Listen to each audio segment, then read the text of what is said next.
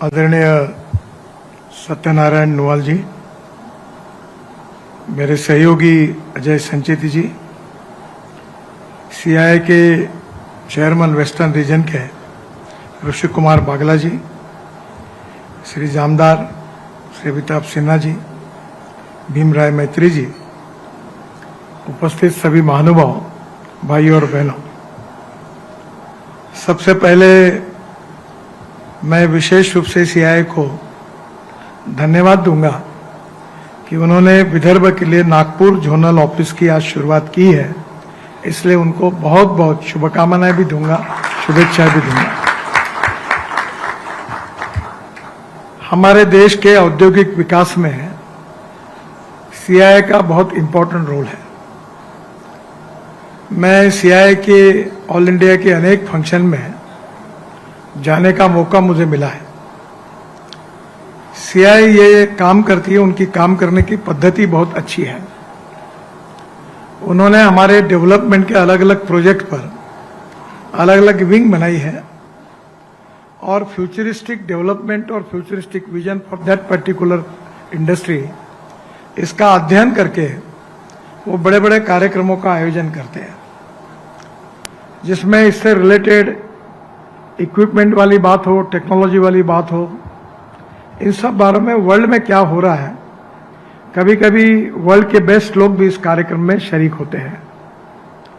ये इसलिए इम्पोर्टेंट है कि भविष्य का जो विकास हमको करना है उसमें come together, think together and work together is very important. और ये जो प्लेटफॉर्म है, ये सीआईआई का प्लेटफॉर्म बहुत अच्छा है, जिसका मैक्सिमम फायदा हमारे जामदार जी के नेतृत्व में जो टीम काम कर रही है उन्होंने विदर्भ के लिए लेना चाहिए, ऐसा मैं उनसे अनुरोध करूंगा।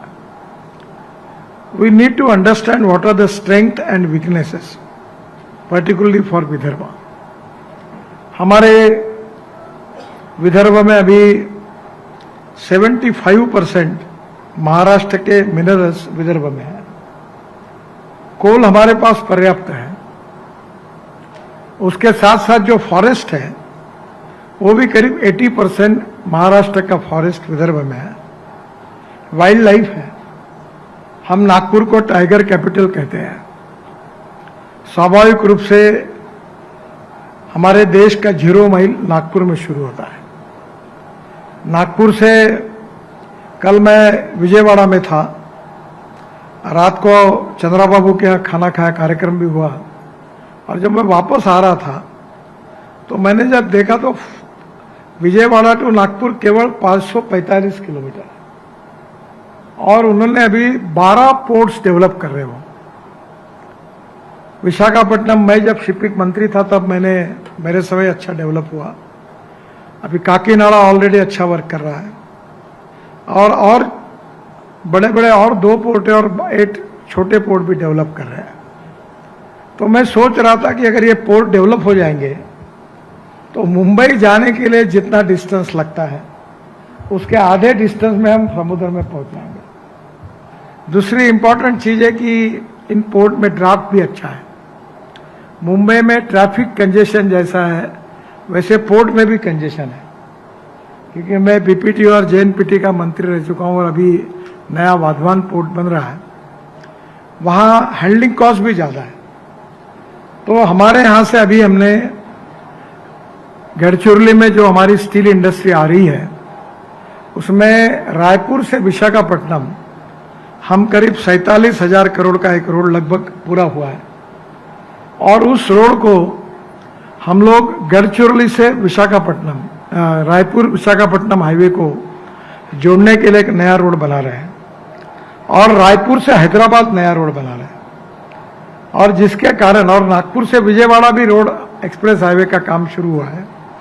तो नेचुरली ये जो वेस्टर्न साइड पर जो नहीं है, पूर्व की ओर की जो हमारी समुद्र की साइड है, इसके ऊपर ईस्टर्न साइड में जो पोर्ट्स है वो अगर नागपुर से नजदीक होते हैं, विदर्भ से नजदीक होते हैं, तो हम लॉजिस्टिक कॉस्ट कम कर सकेंगे, क्योंकि आने वाले समय में लॉजिस्टिक कॉस्ट बहुत महत्वपूर्ण है।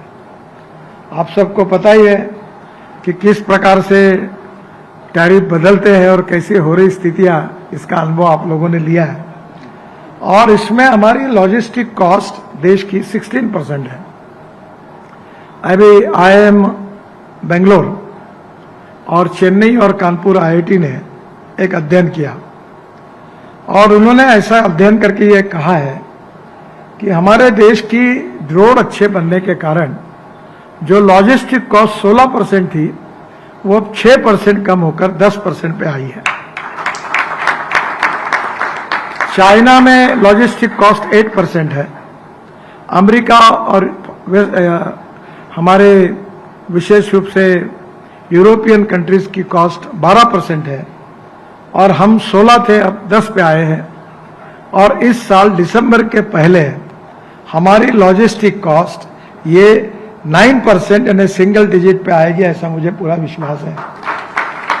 तो पहली बात, ये जो 7% हमने कम की है, इसमें हम और बड़े प्रमाण पे एक्सपोर्ट में, इंपोर्ट में हमारी वायबिलिटी बढ़ेगी। दूसरी इंपॉर्टेंट चीज जो है कि हम जब रोड अच्छे बना रहे हैं तो हम फ्यूल को भी बदल रहे हैं। मैं खुद, मेरे डिपार्टमेंट से 10 प्रोजेक्ट शुरू हो गए हैं, जिसमें मेरे साथ टाटा, अशोक लेलैंड, वोल्वो, बाद में IOCL, HPCL और रिलायंस और 10 लोगों के साथ हम 10 प्रोजेक्ट कर रहे हैं हाइड्रोजन के ऊपर। और उसमें महाराष्ट्र में भी कॉरिडोर है, पूरे देश के 10 कॉरिडोर है, 600 करोड़ का पायलट प्रोजेक्ट है। और एक 2-3 महीने पहले मैंने टाटा ने बनाए हुए हाइड्रोजन फ्यूल सेल के ट्रक को भी लॉन्च किया।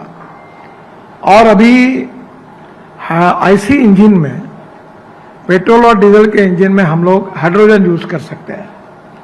तो हाइड्रोजन ये भविष्य का फ्यूल है। आज हम ऊर्जा को आयात करने वाला देश है, आने वाले समय में हम ऊर्जा को निर्यात करने वाला देश बनेंगे। हमारा 22 लाख करोड़ का इंपोर्ट फॉसिल फ्यूल का है। तो कल जब मैं चंद्रा बाबू को बता रहा था तो मुझे बोल रहे थे कि मैं नागपुर आता हूं, आपके साथ अभी 3-4 घंटे मुझे समय दीजिए, मैं इन सब बातों की योजना तैयार करूंगा कि पोर्ट, हाइड्रोजन, ये सब कैसे होगा। और हाइड्रोजन के बारे में मुझे लगता है कि आने वाले समय में हमारा ट्रांसपोर्ट अगर हाइड्रोजन पे हुआ तो हमारी लॉजिस्टिक कॉस्ट और कम होगी। अभी WCL में 25 ट्रक इलेक्ट्रिक के, उसका मैंने डेट भी दी है, लॉन्चिंग के लिए कार्यक्रम दिया। अब जो ट्रांसपोर्ट पर आप 100 रुपए डीजल खर्चा करते हो, वह इलेक्ट्रिक का खर्चा 7 रुपए है। और कितना बड़ा फर्क पड़ेगा, और पोल्यूशन नहीं है। अभी इलेक्ट्रिक ट्रक आए हैं। अभी एक इलेक्ट्रिक ट्रक जो है वो रेन्यू का शुगर वाले जो है नरेंद्र, उन्होंने अभी JNPT में, मैंने उनको अभी ARI से अप्रूवल करा के दिया। उनने चाइना की नंबर 1 के एटवेल कंपनी के साथ जॉइंट वेंचर किया है कि जो ट्रक है उसमें बैटरी डायरेक्ट डालेंगे और निकालेंगे, 150 किलोमीटर चलेगा। अब इसके कारण हमारी कॉस्ट एकदम कम हो जाएगी। हमारे कोल्ड ट्रांसपोर्ट में, बाकी ट्रांसपोर्ट में कॉस्ट नहीं के बराबर हो जाएगी और इससे हमारी कॉम्पिटिटिवनेस और बढ़ेगा। तो फ्यूल और रोड भी अच्छे बन रहे हैं। हमारे विदर्भ के सब जगह के रोड अच्छे बने हुए हैं। अभी समृद्धि महामार्ग नागपुर से गोंदिया तक जाएगा। और परसों ही मेरे पास छत्तीसगढ़ के मुख्यमंत्री आए थे और मैंने गोंदिया से जाने वाले समृद्धि महामार्ग को डायरेक्ट रायपुर से जोड़ दिया। और रायपुर से रायपुर विशाखापट्टनम और रायपुर से धनबाद, रायपुर से कलकत्ता, तो पूरी कनेक्टिविटी हमको मिल जाएगी। यहाँ मुंबई के लिए हमारी कनेक्टिविटी हो गई, दिल्ली के लिए हो गई। रेलवे के दृष्टि से भी विशेष रूप से हमारे यहाँ हमने सिंधी में ड्राई पोर्ट शुरू किया है, सैटेलाइट पोर्ट शुरू किया है। यहाँ डायरेक्ट से एक्सपोर्ट इंपोर्ट आप कर सकते हैं। तो आने वाले समय में water, power, transport and communication, चारों बातें हमारे पास हैं। स्टील के बारे में तो ऐसी कि सज्जन जिंदल ने उस दिन, अजय बैठा था, मुझे कहा कि नितिन जी आपको पता नहीं होगा कि गढ़चिरौली का आयरन ओर 65 ग्रेड का है, which is suppose to be best in the world. Jamshedpur का आयरन ओर जो 55 ग्रेड का है। तो हमारे पास स्टील उपलब्ध हुआ है 7.5 लाख करोड़ की इन्वेस्टमेंट गढ़चिरौली में आ रही है, जो स्टील में काम करेगी। और इसके बाद स्टील के अलग अलग प्रकार के जो अलॉयज है, वो नागपुर, वर्धा, चंद्रपुर, गढ़चिरौली हम कितना बड़ा काम कर सकते हैं। तो मुझे लगता है कि एक प्रकार से स्टील इंडस्ट्री अच्छी है। कोल हमारे पास पड़ा है। अभी परसों हमारे यहाँ कैबिनेट में माइनिंग पॉलिसी आई और प्रधानमंत्री जी ने कहा कि जब अप्रूवल के आई, उन्होंने कहा मुझे अभी भी ये पसंद नहीं हो रही।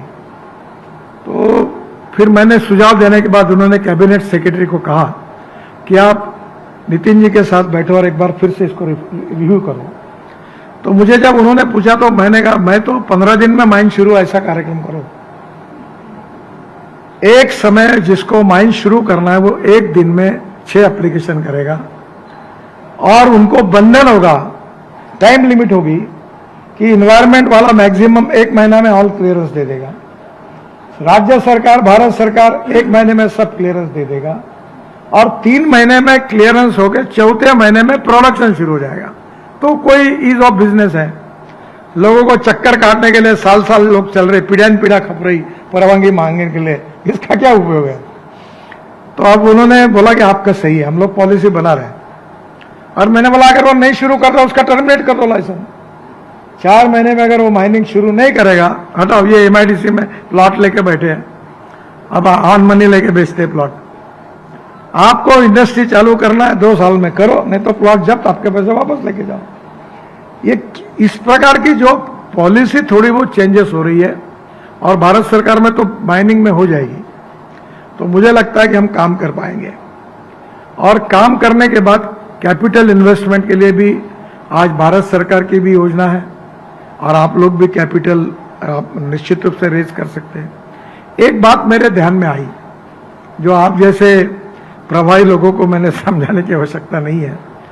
अपना बैंक अकाउंट स्टैंडर्ड अकाउंट हर समय रहना चाहिए। अगर हमारा अकाउंट एक बार NPA हो गया का अपना करियर खराब हो गया।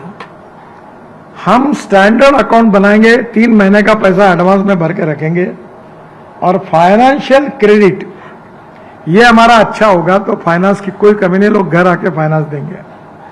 तो इसलिए पहली बात तो हमारा अकाउंट जो है वो क्लियर हो। और इसकी दिक्कत यह है कि 100 रुपए के इंडस्ट्री में डालने के लिए अपने पास 25 रुपए है और फिर 75 रुपए का हम खेल करते हैं।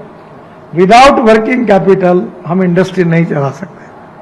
और इसलिए हमारे एक चार्टर अकाउंटेंट वो कहते थे कि बनियन सिलानी है तो कुर्ते का माप दो। अगर आपको 30% में अगर 25 करोड़ लगते हैं तो आप 50 करोड़ आपके हाथ में रखो तो इंडस्ट्री डालो। या 5 करोड़ हाथ में होते हैं और 25 करोड़ की कमिटमेंट करके करते हैं और अटक जाते हैं। तो हमारी क्रेडिबिलिटी फाइनेंशियल इंस्टीट्यूशन में अच्छी रहे। दूसरी बात, पावर की कोई कमी नहीं है। हम ग्रीन पावर बड़े प्रमाण पर तैयार कर रहे हैं। अब थर्मल पावर भी आ रही, विंड पावर भी आ रही, हाइड्रो पावर भी आ रही है। पावर का शॉर्टेज नहीं है, अब लाइट नहीं जाते तो पावर भी हमारे पास होगी।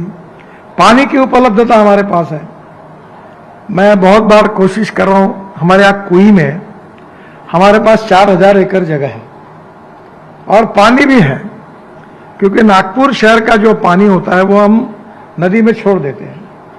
तो मैंने 2-3 इन्वेस्टर जो रिफाइनरी डालना चाहते हैं उनको ऑफर किया कि जगह भी सस्ती है और 250 करोड़ में आपको मैं पानी भी देता हूं, पूरा रिसाइकलिंग करके वही पानी आप फैक्ट्री में यूज करो, तो पानी भी आपको सस्ता मिलेगा।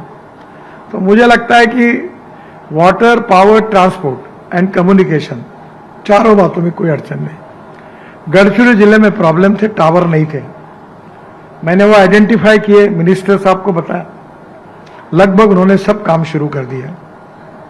तब गढ़चिरौली में भी कोई प्रॉब्लम नहीं आएगा। तो आने वाले समय में हाईवे अच्छे बन गए हैं और इसके कारण और जो आंध्र में पोर्ट बन रहे हैं वो विदर्भ के लिए वरदान है, क्योंकि हमारे इतने दूर 1000 किलोमीटर मुंबई जाने के बजाय 500 किलोमीटर हम डायरेक्ट आधे डिस्टेंस में पोर्ट में जाएंगे। तो हमारी लॉजिस्टिक कॉस्ट कम होगी, पोर्ट ऑपरेटर कॉस्ट भी कम होगी। विदर्भ में टूरिज्म के लिए बहुत अच्छी स्थिति है। आज बड़े प्रमाण पर हमारे यहाँ टाइगर कैपिटल के कारण हम अच्छे अच्छे स्पॉट जो डेवलप कर रहे हैं उसकी कमी नहीं है। आज ताड़ोबा में, पेंच में, काना में सब जगह पर पोटेंशियल है और इसलिए यहाँ बड़े प्रमाण पर कल मुझे हमारे महेंद्र रिसोर्ट, इसके रिसोर्ट के जो चेयरमैन है केपी गुरनानी, वो आए थे। उन्होंने कहा मैं ताड़ोबा में उन्होंने काम शुरू किया, मैं उनके पीछे लगा हूं अंबोरा में शुरू करो। अब अंबोरा में हम वर्ल्ड स्टैंडर्ड के एक्टिविटीज करने का सोच रहे हैं। वहां एयर स्ट्रिप बना रहे हैं और हवाई जहाज से डेव मार के नीचे पानी में कूदने का वो भी प्रोग्राम है। और बड़े बड़े एडवेंचर स्पोर्ट्स हैं, पानी में वाटर स्पोर्ट्स है और उसके साथ ट्रॉलर खरीद रहे हैं जो भंडारा के बैक वाटर से भंडारा तक जाएगा। और हमने ब्रिज ऐसा बनाया केबल स्ट्रीट, नीचे में ग्लास लगाई है ताकि कॉफी रेस्टोरेंट में बैठकर आप तीनों नदियों का संगम नीचे लिखकर आप देख सकते हो। तो आज टूरिज्म में भी काफी संभावना है। अब ऑरेंज में भी हम काफी काम कर रहे हैं। मैं आज का ज्यादातर काम अभी AI in agriculture, artificial intelligence agriculture में कर रहा हूं। हमारे बारामती में उन्होंने काम शुरू किया। अभी माइक्रोसॉफ्ट और गूगल में हमने भी उनके साथ कोऑर्डिनेशन लिया है और अमेरिकन सैटेलाइट का उपयोग करके हम विदर्भ के संतरा जो है उनको समझेगा पानी कब चाहिए, कौन सा देना है, खाद नहीं देना है। अब बड़े प्रमाण पर उसका काम भी हमने शुरू किया है। हमारा कपास हमारे लिए इंपॉर्टेंट क्रॉप है। टेक्सटाइल की इंडस्ट्री यहां बढ़ रही है। अभी तो बांबू की बैठे यहां बांबू बड़े प्रमाण पर हम लगा रहे हैं। तो आने वाले समय में जो futuristic vision for development of Vidarbha जो है, जो फ्यूचरिस्टिक टेक्नोलॉजी है और उसके लिए जो इंफ्रास्ट्रक्चर है उसकी चिंता आप मत करिए। अब एयरपोर्ट भी अच्छा बन रहा है, उसका भी काम शुरू हो रहा है। हमारे दोनों स्टेशंस भी अभी 5 स्टार बनने का वो भी काम शुरू है। एक तरफ से इंफ्रास्ट्रक्चर में कोई कमी नहीं है। अब सक्सेसफुल टेक्नोलॉजीज ये लाकर हम किस प्रकार से हमारे इसको हम लोग एक लोगों के सामने कैसे प्रेजेंट करते हैं, इन्वेस्टमेंट कैसे लाते, ये हमारे लिए इम्पोर्टेंट है। हमारी कोशिश रही कि ऑटोमोबाइल इंडस्ट्री आए, पर अभी उसमें जितना कामयाबी वो नहीं मिली। पर अब 2 बड़े इंडस्ट्री जो है, जो सोलर सेल वेपर्स में बड़ी इन्वेस्टमेंट करके यहाँ आने की बात चल रही है। इलेक्ट्रिक बस की भी एक फैक्ट्री से हम बात कर रहे हैं कि वो यहाँ आए। तो आने वाले समय में बड़े ट्रांसफर, सबसे सक्सेसफुल उदाहरण तो स्टेज पर अपने नवाज साहब बैठे हैं। अब आने वाले डिफेंस के सेक्टर में ना रणगाड़े चलेंगे, ना ट्रक चलेंगे, अब तो मिसाइल चलेंगी, ड्रोन चलेंगे, वो आयरन वॉल चलेगी। अब टेक्नोलॉजी बदल गई पूरी, यानी हमारे डिफेंस के पूरी चीजें सब हम प्राइवेटाइज करके लोगों को इनकरेज करना चाहते हैं, टेक्नोलॉजी को लाना चाहते हैं, स्टार्टअप को एंटरटेन कर रहे हैं। तो मुझे लगता है कि आने वाले समय में फ्यूचरिस्टिक डेवलपमेंट के हिसाब से जो टेक्नोलॉजी डेवलप करनी है उसमें हमारे स्टार्टअप भी अच्छा काम कर रहे हैं। हमारे विदर्भ में अनेक यंग लड़के हैं जो इसमें काम कर रहे हैं और इसलिए आने वाले समय में हम विदर्भ के लिए कौन से इंडस्ट्री के क्लस्टर खड़े करें। टेक्सटाइल का क्लस्टर ऑलरेडी है, अब डिफेंस का क्लस्टर भी खड़ा करने की कोशिश हो रही है। इसके साथ साथ हम लोग निश्चित रूप से ऑरेंज के साथ फ्रूट्स एंड प्रोसेसिंग इंडस्ट्री की भी कोशिश कर रहे हैं। एग्रीकल्चर की बात अलग से सोचना होगा। मैं सीआईआई को अनुरोध करूंगा कि विदर्भ का एग्रीकल्चर, विदर्भ का कॉटन टेक्सटाइल, विदर्भ का ऑयल यानी सोयाबीन, विदर्भ का फॉरेस्ट, विदर्भ का टूरिज्म, विदर्भ में जो मेजर और माइनर मिनरल्स है उसमें कोल बेस्ड इंडस्ट्री, अब कोल से मिथेनॉल, डीएमई सब संभव हो रहा है क्योंकि हमारे पास लो क्वालिटी का कोल है। अमोनियम नाइट्रेट की शॉर्टेज है देश में, हम कोल से अमोनियम नाइट्रेट बना सकते हैं। तो आने वाले समय में ये जो संभावना है वो अलग अलग क्षेत्र के जोन, आपको जैसे आप जोनल ऑफिस तैयार किया है तो जोनल ऑफिस में अलग अलग जोन तैयार करिए और अलग अलग जोन में जो एक्सपर्ट लोग हैं उनकी टीम बनाकर फिर यहाँ की डेवलपमेंट में जो स्ट्रेंथ है वो लोगों को प्रेजेंट करिए और जो वीकनेसेस है वो हमको बताइए। हम उसको वीकनेसेस का रूपांतर हम स्ट्रेंथ में करने के लिए आपको पूरी तरह से देवेंद्र जी भी है, मैं भी हूँ, राज्य सरकार और भारत सरकार की ओर से हम आपको मदद करेंगे। ये सब हम इसलिए कर रहे हैं कि हमको एम्प्लॉयमेंट पोटेंशियल बढ़ाना है। एम्प्लॉयमेंट पोटेंशियल इसलिए बढ़ाना है कि विदर्भ की गरीबी दूर करनी है। सुखी, समृद्ध, संपन्न, विकसित विदर्भ ये तभी होगा जब कृषि क्षेत्र में और उद्योग क्षेत्र में अच्छी प्रगति होगी। और इसीलिए यहाँ के लोगों का जो एस्पिरेशंस है, यहाँ के लोगों की जो आकांक्षाएं हैं, वो यहाँ के विकास के साथ जुड़ी हुई है। और गांधी जी अक्सर एक बात कहते थे, गांधी जी और नेहरू जी की दो बातें बड़ी प्रसिद्ध है। नेहरू जी कहते थे वी नीड मैक्सिमम प्रोडक्शन, और गांधी जी कहते थे we need maximum production with the involvement of maximum number of persons. हम रोजगार निर्माण करना चाहिए और रोजगार निर्माण करना ही हमारी सबसे बड़ी प्रायोरिटी है। आने वाले समय में सक्सेसफुल टेक्नोलॉजी और एम्प्लॉयमेंट पोटेंशियल बढ़ाने में बढ़ोतरी, और विदर्भ से एक्सपोर्ट बढ़े, और विदर्भ समृद्ध होगा तो महाराष्ट्र समृद्ध संपन्न होगा, और महाराष्ट्र समृद्ध संपन्न होगा तो भारत समृद्ध संपन्न होगा, और आत्मनिर्भर भारत का $5 ट्रिलियन इकोनॉमी का जो प्रधानमंत्री जी का सपना है वो निश्चित रूप से पूरा होगा। मुझे लगता है कि ये जोनल ऑफिस आगे भविष्य की विजन को लेकर अलग अलग सेक्टर के जोन बनाकर और उसमें ध्यान देकर पॉलिसीज में नई नई टेक्नोलॉजी में एंटरप्रेन्योर्स को प्रोत्साहित करने के लिए वो एक प्लेटफॉर्म देने ही वाले हैं। वो और प्रभावशाली करिए और उसमें हम सब लोग सहयोग करेंगे। इसी विश्वास के साथ आप सबको धन्यवाद देता हूं। नमस्कार, बहुत बहुत धन्यवाद। एबीपी माझा, उघडा डोळे बघा नीट।